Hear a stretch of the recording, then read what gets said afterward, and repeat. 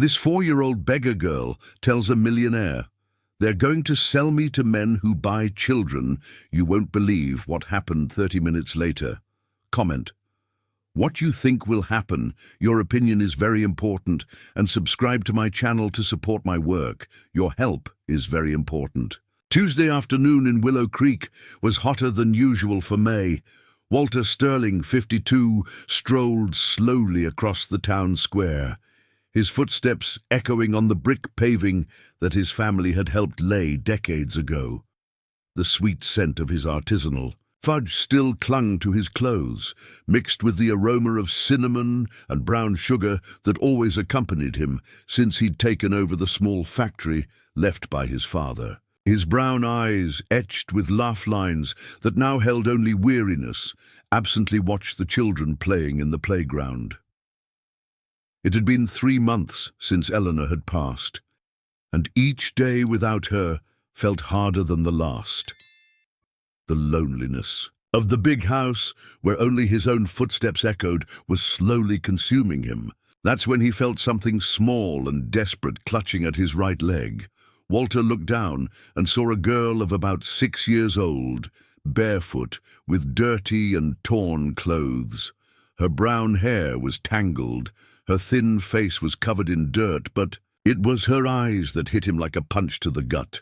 Large, dark, overflowing with tears and pure terror. "Please, mister," she whispered, her shaky voice breaking the silence of the square. "Help me. They're going to sell me to bad men. I ran away, but she'll find me." Walter's heart stopped for a moment. The child's words were as innocent as they were devastating. He knelt down slowly, getting to her height, while he felt his own hands trembling. "What's your name, little one?" His voice came out hoarser than he intended. "Isabelle," she replied between sobs, wiping her nose on the torn sleeve of her shirt. "Aunt Betty said some men were coming to get me today, that they were going to take me far away, and that I would never see the other girls again. I heard her talking on the phone about money. A lot of money." Walter felt a chill run down his spine. He knew Betty by sight, a woman who always seemed to have a lot of children around, who claimed to take care of orphans and abandoned minors. He had never questioned the situation, like most of the residents of Willow Creek. Now he wondered how he had been so blind. "Where do you live, Isabelle?" he asked gently, noticing how she flinched at every louder sound that came from the street. "In a house near the creek. There are many other girls there. Aunt Betty makes us beg for money on the street every day, and if we don't bring enough, we don't get to eat." She paused, looking around as if expecting to be discovered at any moment. "But today I heard her saying that I was special, that I was worth more than the others. I got scared." The child's words echoed in Walter's mind like a nightmare. He looked around the square, watching people passing by normally, oblivious to the drama unfolding right in front of them. How could a child be living like this in his town and no one noticed? "Are you hungry?" he asked, already knowing the answer by the way she was looking at a popcorn stand nearby.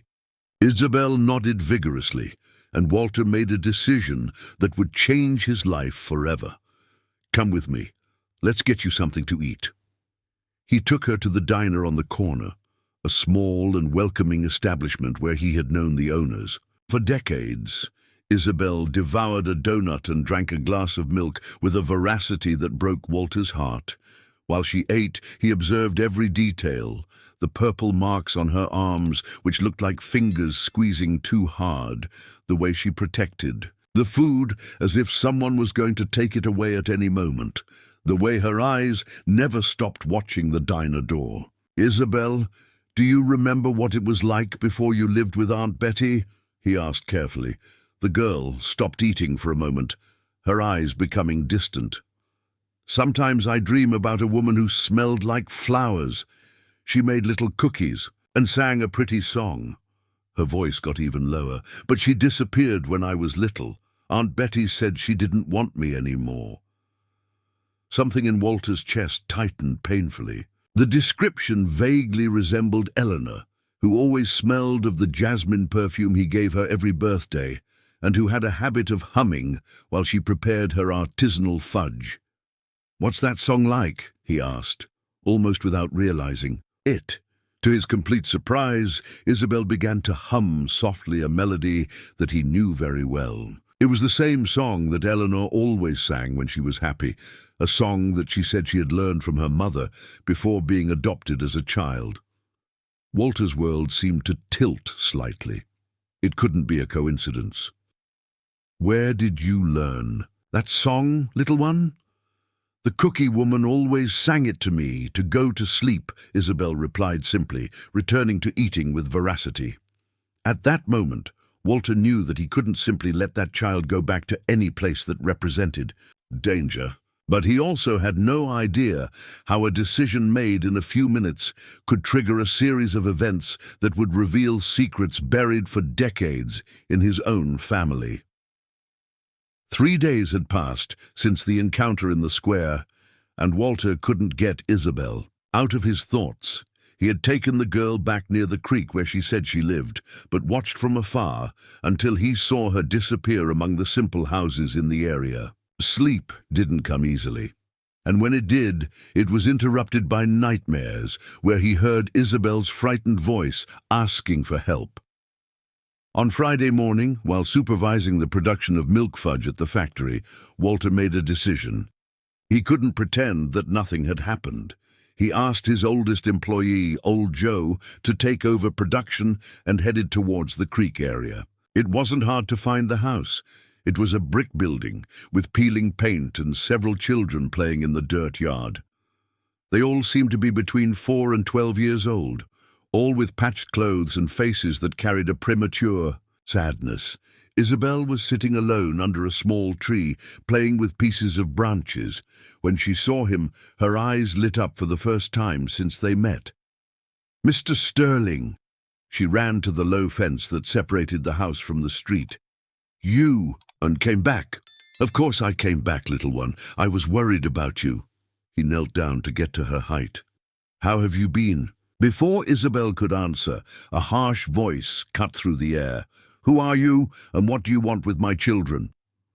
Walter turned and saw a woman of about 50 years old, thin, with black hair tied in a tight bun and small eyes that analyzed him with suspicion. It was Betty, no doubt. "I'm Walter Sterling from the fudge factory. I met Isabelle a few days ago and came to see how she was doing." "Ah, you're the fudge man." Betty's tone changed slightly, but her eyes remained cold. "Isabelle told me you were kind to her. Good to find charitable people in our town." Walter noticed how Isabelle shrank when Betty approached, how her small shoulders hunched instinctively. The woman placed a hand on the girl's shoulder, but the gesture didn't seem affectionate. It seemed possessive. "All these children are orphans or have been abandoned," Betty continued with a smile that didn't reach her eyes. "I take them in out of Christian kindness, you understand? But it's hard to support so many mouths. If you would like to make a donation—" "Actually," Walter interrupted, "I was thinking of something different. How about Isabelle spending the afternoons at my house? She could help with small tasks at the factory, and in return she would have meals and a safe place to play." The silence that followed was tense. Betty squeezed Isabelle's shoulder harder, causing the girl to wince in pain. "I don't know if that's a good idea," Betty said slowly. "Isabelle is a special girl.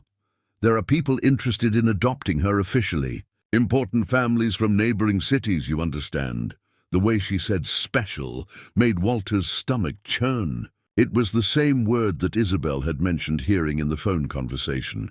"I understand," he replied calmly.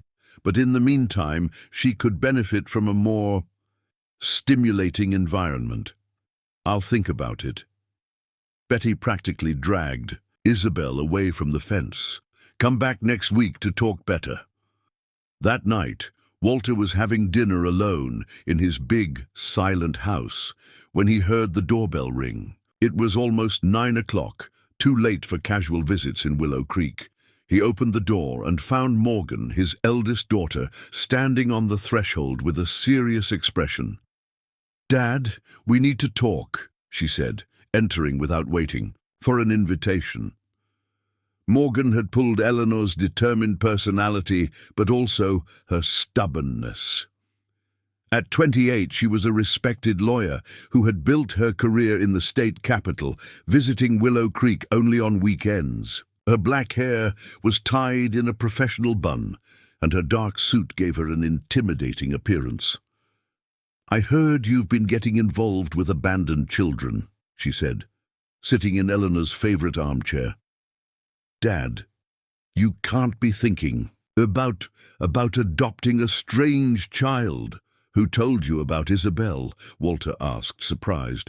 "Willow Creek is a small town, Dad. Everyone saw you taking a dirty girl to the diner on the corner, and today you were seen at that Betty's house." Morgan crossed her arms. "You lost Mom just 3 months ago. You're vulnerable, making emotional decisions without thinking about the consequences." "This girl is in danger, Morgan." "And are you sure about that? Or are you projecting your loneliness onto a child who may well be trying to take advantage of your kindness?" Morgan's voice got harder. "Dad, you've built a respectable estate. You have responsibilities. You can't risk everything for a stranger." Walter felt the anger rising in his chest. "She's not a stranger. There's something about her, something that reminds me of your mother." "Mom!" Morgan stood up abruptly. "Dad, please, tell me you're not fantasizing that this girl is some kind of connection with Mom. That's crazy. She sings the same song that your mother sang. The song that Eleanor said she had learned from her biological mother." Morgan stopped in the middle of the room, her face paling. "Many people know popular songs, Dad. That doesn't mean anything." "It does mean something." Walter's voice got firmer. "And even if it didn't mean anything, I'm not going to abandon a child who needs help." "So you're going to risk our family for a complete stranger?" Morgan grabbed her purse with abrupt movements. "Dad, I love you, but I'm not going to stand by and watch you destroy everything we've built because of an emotional impulse." She headed for the door, but stopped before leaving. "And if this child brings problems? If that Betty is really dangerous? Have you thought about that?" Her words hung in the air like a threat. After Morgan left, Walter was alone in his living room, looking at Eleanor's photo on the shelf. For the first time since his wife's departure, he felt he had found a purpose. But Morgan's words echoed in his mind. What if he was making a terrible mistake? Outside, without him knowing, a figure watched his house from the shadows, noting who came and went, collecting information that would be very valuable in the days to come. A week had passed since the argument with Morgan, and Walter hadn't been able to get Isabelle out of his thoughts. On Monday morning, while checking the production of pumpkin fudge at the factory, he received an unexpected visit. It was Esther, his youngest daughter, 25, who had arrived from the state capital on Sunday night. Unlike Morgan, Esther had Eleanor's softer temperament. Her brown hair fell loose on her shoulders, and her eyes expressed the same kindness that had always characterized her mother. As a primary school teacher, she had a special sensitivity towards children. "Dad, Morgan told me about the girl," said Esther, sitting in a chair next to the table where Walter was calculating production costs. "Can I meet her?" Walter raised his eyes, surprised. He expected another confrontation like the one he had with Morgan. "You didn't come to convince me to give up this madness?" he asked, using the exact words that Morgan had said on the phone. To Esther, "I came to form my own opinion." Esther smiled softly. "You know I trust your judgment, Dad. If there's a child needing help, I want to meet her." That afternoon, father and daughter walked together to the house near the creek. The scene hadn't changed. The same children were playing in the dirt yard, still with patched clothes and empty expressions. Isabelle was sitting in the same place as before, under the small tree. When she saw Walter, she ran to the fence with a genuine smile that lit up her thin face. "Mr. Sterling, you really came back. I brought someone to meet you, he said, pointing to Esther. This is my daughter, Esther. She's a teacher and takes care of children. Isabelle looked at Esther with curiosity mixed with shyness. Esther knelt down, getting to the girl's height. Hello, Isabelle. Your father told me about you. Would you like to be my friend? Something in Esther's caring tone must have touched Isabelle, because she nodded slowly. That's when Betty appeared at the door of the house with the same distrustful expression as always. Mr. Sterling, she said, walking towards them, I see you brought company. My daughter Esther. She works with early childhood education, Walter explained. Betty analyzed Esther from head to toe, clearly calculating something in her mind. Good. Maybe she can help me with some of the children. They need educational discipline. The way she said the word discipline made Esther frown.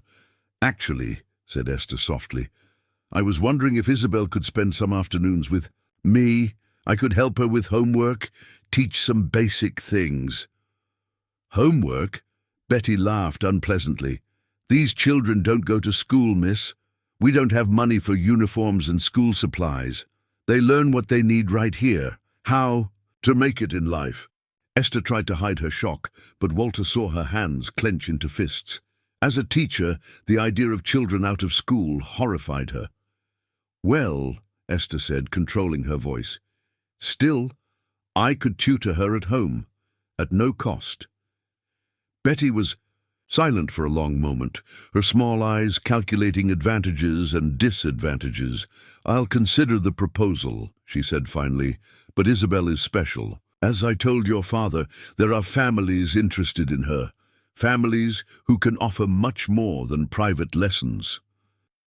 While they were talking, Esther observed Isabelle closely. The girl was quiet, but her eyes didn't stop moving between the adults and the other children in the yard. There was something about her behavior that bothered Esther, a constant vigilance, as if she were always expecting danger. Isabelle, Esther called softly, would you like to learn to read better? The girl's eyes lit up for the first time. During the conversation, I know some letters, she said timidly. The cookie woman taught me before. Before what? Asked Esther, but Isabelle looked nervously at Betty and fell silent. Before nothing, Betty cut in quickly. Isabelle has too much imagination. She makes up stories about people who don't exist. On the way back home, Esther was visibly disturbed. Dad, there's something very wrong with that situation, she said, as soon as they were far enough away from the house. Those children don't go to school, they live isolated. And did you see how Isabelle behaves? She acts like she's always afraid. I know, replied Walter. That's why I need to help her. It's not just help she needs, Dad, it's rescue. Esther stopped walking and grabbed her father's arm. I'm going to research this, Betty. As a teacher, I have contacts in the Department of Education. If she's keeping children out of school, that could be a crime. That night, while Esther was doing her research on the computer, Walter was in the kitchen preparing a snack when he heard soft knocks on the back door. It was almost midnight, and nobody in Willow Creek left home so late. He opened the door cautiously and almost screamed in fright. It was Isabelle alone, with even dirtier clothes, and tears streaming down her face. Mr. Sterling, she whispered, help me. Aunt Betty said some men are coming to get me tomorrow. She said on the phone that the deal was closed. Walter pulled her inside quickly, looking around to make sure no one had followed her. How did you get here, little one? I ran away after everyone was asleep. I remembered the way because I came with you to the diner. She was trembling, more from fear than from cold. Mr. Sterling, I don't want to go with the men. Aunt Betty said they're going to take me far away and that it'll be better for me, but I heard her laughing afterward. She doesn't laugh when something is good for us. Esther appeared in the kitchen, attracted by the noise, and was shocked to see Isabelle. My God, how did she get here? Walter explained quickly while Esther prepared warm milk for Isabelle. The girl drank avidly, her small hands still trembling as she held the mug. "Isabelle," Esther said softly, "do you remember anything about your life before living with Aunt Betty?" The girl closed her eyes, concentrating. "I lived in a blue house with a mango tree in the yard. There was a woman who smelled like flowers and made sweet cookies. She sang that pretty song to me to sleep." Isabelle opened her eyes. "But one day she didn't come back, and strange men took me to Aunt Betty." Esther and Walter exchanged meaningful glances. The description of the woman matched exactly what Isabelle had said before about someone who resembled Eleanor. "What was that blue house like?" asked Esther. "It had a porch with yellow flowers, and the gate made a funny noise when it opened." Isabelle paused. "And there were pictures on a wall, lots of pictures of people smiling." Walter felt his heart racing. The description was incredibly specific and detailed for a 6-year-old child to invent. "Isabelle," he said carefully, "do you know the name of the cookie woman?" The girl thought for a long moment. "She called me Little Princess, and I called her Floribella. It was a pretty name, like a flower." Walter's world stopped. Esther dropped the spoon she was using to stir the milk. Floribella was a rare name, very rare. And there was something in the way Isabelle said it that triggered a distant memory in Walter, something that Eleanor had mentioned years ago in one of her rare conversations about the past. But before they could fully process this revelation, they heard the sound of cars stopping in front of the house and loud voices approaching the front door. The knocks on the front door echoed through the house like thunder. Walter quickly picked up Isabelle and signaled for Esther to be quiet. The girl clung to his neck, trembling violently. "Mr. Sterling," Betty's voice cut through the night, "we know she's in there. One of my girls ran away and the neighbors saw her running in this direction." Esther whispered quickly in her father's ear, "Take her to the attic. I'll answer the door." Walter climbed the stairs silently with Isabelle while he heard Esther heading to the front door. The attic of the house was a space that he rarely visited since Eleanor's departure. It was where she kept her personal belongings, old photos, and family memories. "Good evening," he heard Esther's polite voice. "How can I help you?" "I'm Betty Santos. A child under my care ran away tonight. We have reason to believe she may have come here." Betty's voice was tense, barely controlling her anger. "How strange," replied Esther calmly. "We haven't seen any children around here. Maybe you have the wrong address." Walter placed Isabelle behind some old boxes and whispered, "Stay very quiet, little one. No one will hurt you while I'm here." Downstairs the conversation continued. "Ma'am," said an unknown male voice, "we have a serious situation here. The child has important commitments tomorrow. People have come from far away, specifically for her." "Commitments?" Esther's voice turned icy. "What kind of commitments? Can a 6-year-old child have at midnight?" The silence that followed was heavy. Walter silently descended a few steps to hear better. "Look here, miss," said another man with an accent that wasn't from Willow Creek. "We don't want trouble. We just want the girl. There are people waiting, and when we don't deliver what we promise." "Are you threatening my family?" Esther's voice didn't show fear, only cold indignation. "No one is threatening anyone," Betty intervened quickly. "We're just looking for a lost child. It's natural that we're worried." "Then look for her at the police station," replied Esther. "If you really care about the child's well-being, that's where you should be." Walter heard footsteps moving away and low voices talking outside. After a few minutes, Esther came up the stairs. They left a car on the corner," she whispered. "They're watching the house." Isabelle came out from behind the boxes and ran to Walter. That's when something caught her attention. An open box that had fallen when he placed Isabelle to hide. Old photographs were scattered on the floor. "Mr. Sterling?" said Isabelle, picking up one of the photos. "This woman looks like Floribella." Walter took the photograph, and his heart almost stopped. It was a photo of Eleanor at 17, pregnant, smiling shyly at the camera. On the back, it was written in Eleanor's delicate handwriting, "My daughter will arrive soon, 1994. Esther approached and looked at the photo, then at Isabelle, then at the photo again. "Dad," she said slowly, "did you know that Mom had a daughter before marrying you?" Walter was silent for a long moment. It was a secret that Eleanor had confided in him only years after the wedding, on a night of tears and remorse. "I knew," he admitted finally. "Your mother had a daughter when she was very young. She was forced by her family to give her up for adoption. She told me that the child's name was Floribella, and that she was adopted by a family here in Willow Creek." "And you never tried to find her?" asked Esther, incredulous. "Your mother asked us not to look. She said it would be better for the girl to grow up without knowing the truth, but she always regretted that decision." Walter looked at Isabelle, who was watching the photo with fascination. Eleanor used to say that she sang a specific song, "For Floribella when she was pregnant," the same one that Isabelle sings. Esther picked up more photos from the box. There were several of a blue house with a mango tree in the yard, exactly as Isabelle had described. "This was the house where Mum lived when she was young," explained Walter. "Your grandparents' house. The porch with yellow flowers," whispered Isabelle, touching the photo. "I remember this house. I lived here with Floribella." The realization hit Walter like lightning. If Isabelle was right, if she had really lived in that house with a woman, named Floribella then.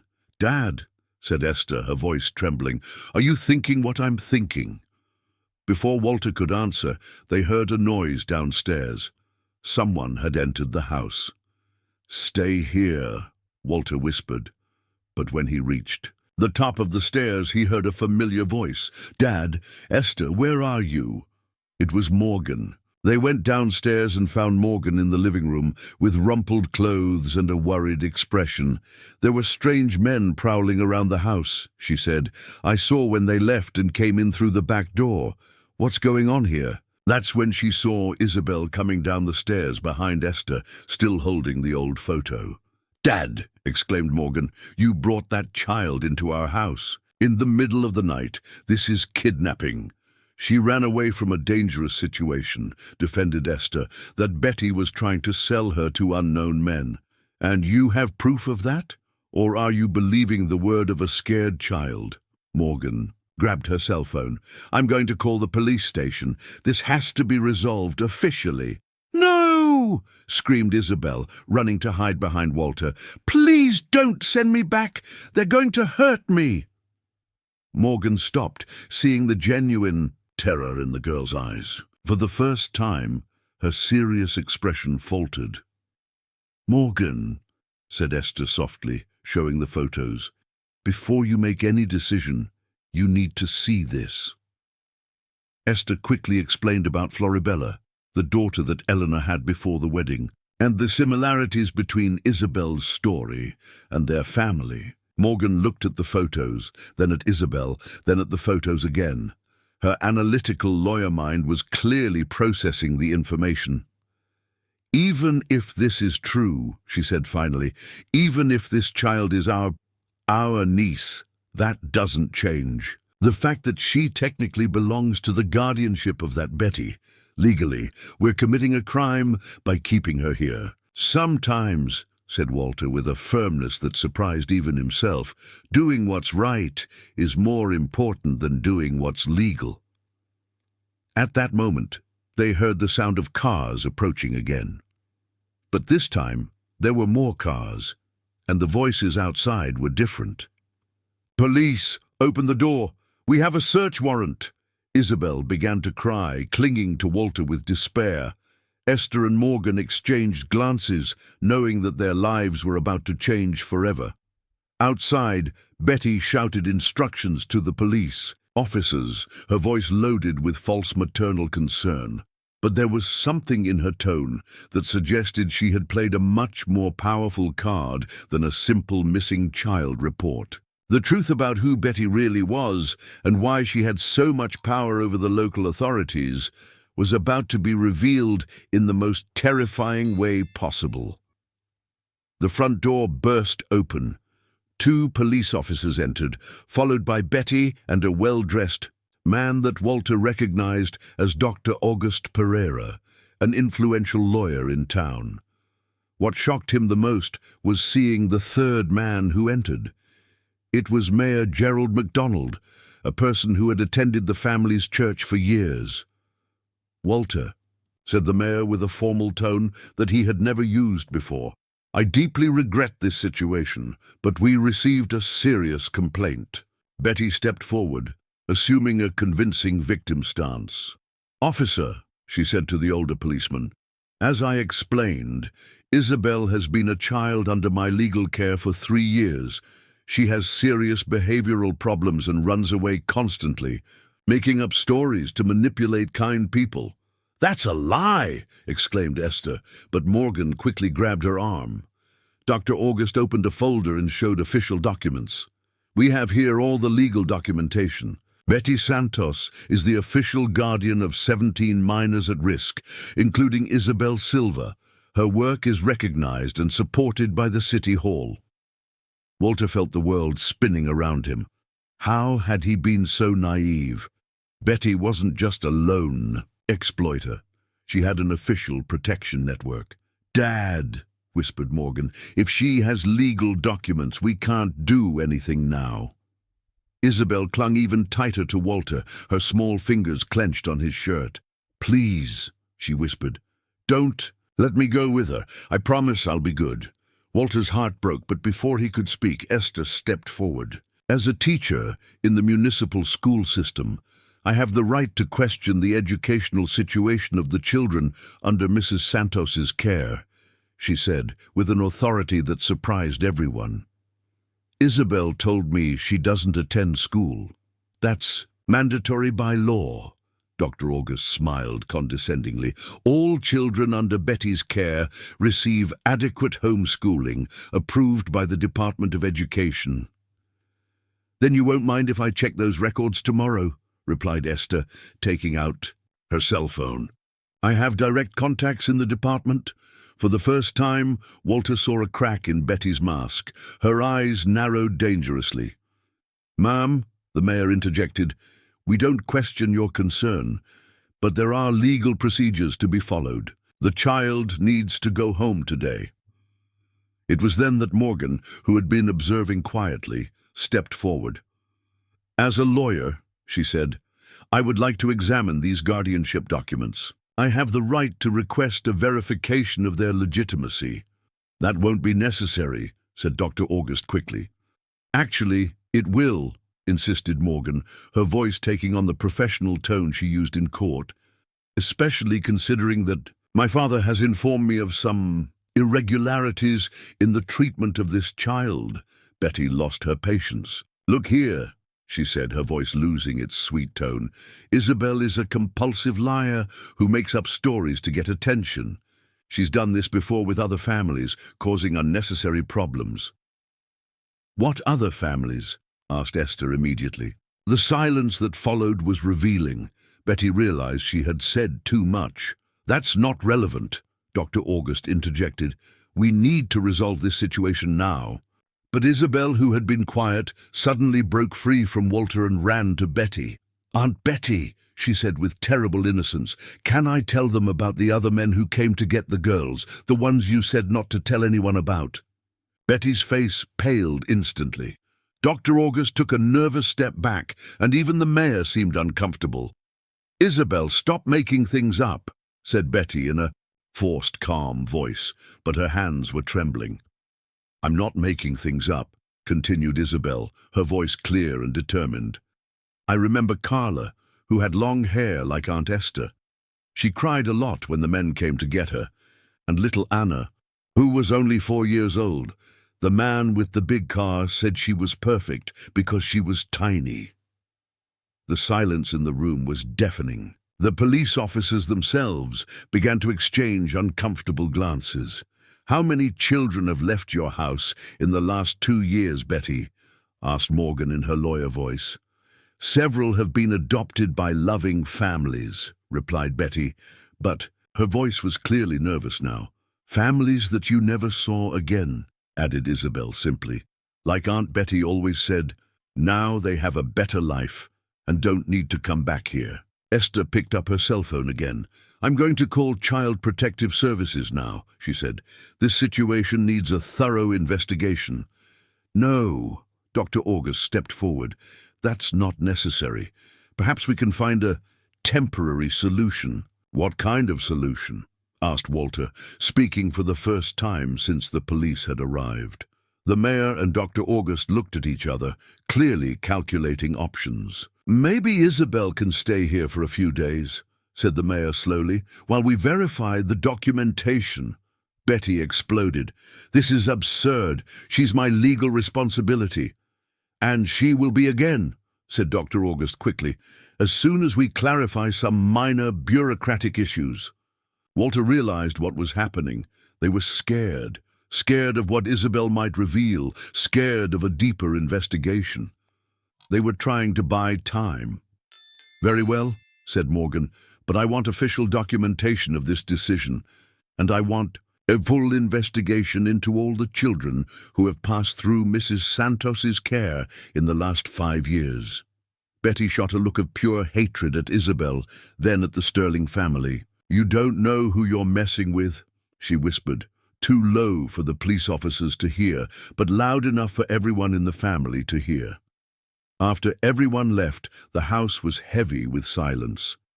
Isabelle was exhausted, falling asleep on the couch, while Esther covered her with a blanket. Dad, said Morgan, now I understand why you wanted to protect her, but we've just declared war against very powerful people.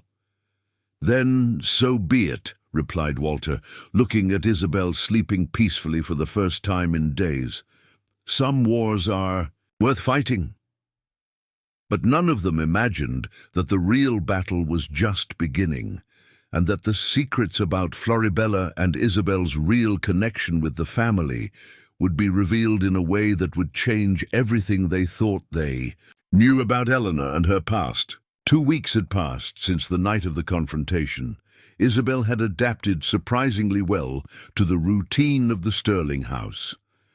Esther had taken on the task of educating her, discovering that the girl was extremely intelligent and eager to learn. Morgan, initially reluctant, began to become fond of the little one, especially when Isabelle helped her organize legal documents with an impressive precision for her age. On Thursday morning, while Isabelle was playing in the yard with dolls that had belonged to Morgan and Esther, Walter received an unexpected visit. It was Mrs. Iris, a 78-year-old woman who had been a midwife in Willow Creek for over 50 years before retiring. Walter, my son, she said, sitting down in the living room with some difficulty, I need to tell you something important about that girl you're taking care of. Mrs. Iris, do you know Isabelle? I don't just know her, she replied, her eyes shining with a mixture of sadness and determination. I helped bring her into the world, and I knew her mother, Floribella, very well. Walter called Esther and Morgan, who quickly joined the conversation. Mrs. Iris asked to see Isabelle, and, when the girl approached, the elderly woman smiled with tears in her eyes. She's just like her mother at the same age, she murmured. Same eyes, same way of tilting her head when she's curious. Mrs. Iris, said Esther softly, what happened to Floribella? The midwife sighed deeply before beginning. Floribella was raised by the Morrison family, good people who adopted her when she was a baby. She grew up knowing she was adopted, but never knew who her biological parents were. At 17, she fell in love with a boy from a neighboring town, got pregnant, and they got married quickly. She paused to take a sip of water that Esther had brought. They lived in the blue house that belonged to the husband's grandparents. Floribella was a wonderful mother, taking care of little Isabelle with so much love, but the husband started getting involved with the wrong people, owing money to loan sharks. One day, he disappeared without warning, leaving Floribella alone. with the child. And then, asked Morgan, clearly moved by the story.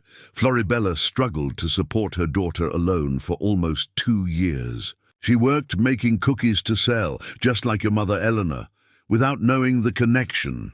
But her husband's debts haunted her. The creditors threatened to take the house.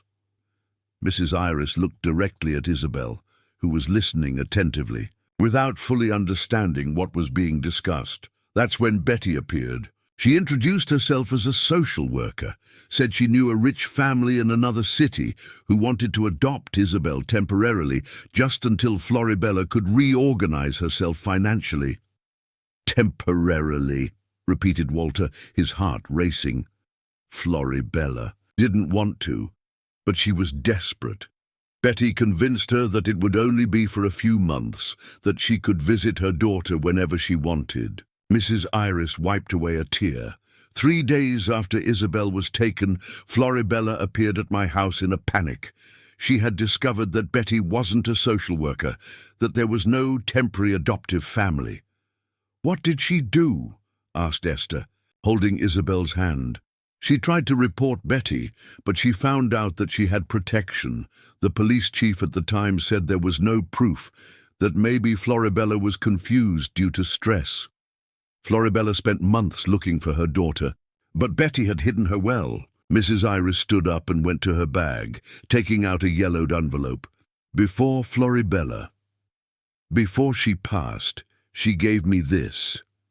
She asked that if someone from her biological family ever appeared, I would give them this letter." Walter took the envelope with trembling hands. On the back it was written, "To my biological mother, if she's still alive, or to my true family." Carefully, he opened the letter and began to read aloud. "If anyone is reading this, it means they managed to find my daughter Isabelle. My name is Floribella Silver Sterling. Yes, Sterling. I found out that was my real last name through research I did when Isabelle was born. I discovered that my biological mother was named Eleanor, that she lived in Willow Creek, and that she gave me up for adoption when she was 17. Walter's voice failed. Esther continued reading. "I always dreamed of finding my true family, especially after Isabelle was born. I wanted her to meet her grandmother. But when I tried to investigate further, I found out that Eleanor had married and had a family. I didn't want to disrupt her life. Now that I've lost my daughter to this terrible woman, I only ask that, if you find her, tell her that her mother and her grandmother loved her from the first day." Morgan finished reading the letter, her words interspersed with emotion. "There's something more you need to know about Betty. She doesn't work alone. I discovered that there are other people involved, important people in town. They sell children to rich families who can't adopt legally. Keep this information in a safe place. One day, someone brave will expose the truth. My daughter Isabelle is Eleanor's granddaughter. Please take care of her. With love, Floribella." The silence in the room was absolute. Isabelle, although she didn't fully understand what was happening, realized that something very important had been revealed. "Was the cookie woman my grandma?" she asked, with her small voice. "Yes, my princess," replied Walter, hugging her tightly. "Your grandma Eleanor loved you very much, even without knowing you existed." Mrs. Iris completed the most terrible part of the story. Floribella couldn't bear the loss of her daughter and the despair of not being able to get her back. 6 months later, she passed of sadness. She died of heartbreak, as people used to say. In the days that followed, Morgan used her legal connections to initiate a full investigation into Betty and her network. Floribella's letter was crucial as evidence. Other families from neighboring towns began to come forward, reporting similar situations.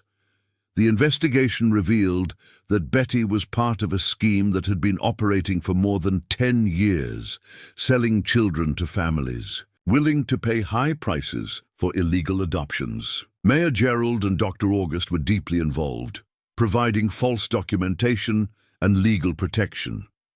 3 months later, during the trial that became the biggest scandal in the history of Willow Creek, Isabelle finally had her situation legalized. Walter obtained her definitive custody, not just as a kind stranger, but as her legitimate grandfather. The girl, now 7 years old, attended the school where Esther worked. She had become a cheerful and safe child, although she still had occasional nightmares. Morgan, who had initially resisted Isabelle's presence, became her most protective aunt, teaching her about rights and justice.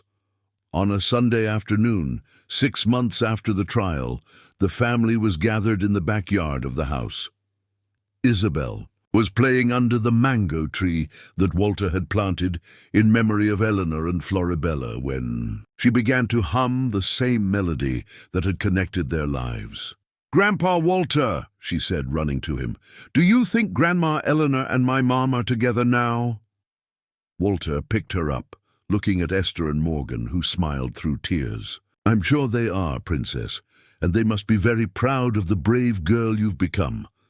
On that sunny afternoon in Willow Creek, while 3 generations of the Sterling family were finally reunited, a little girl who had lost everything found not only a home, but discovered that true love always finds a way back home, even through the greatest darkness.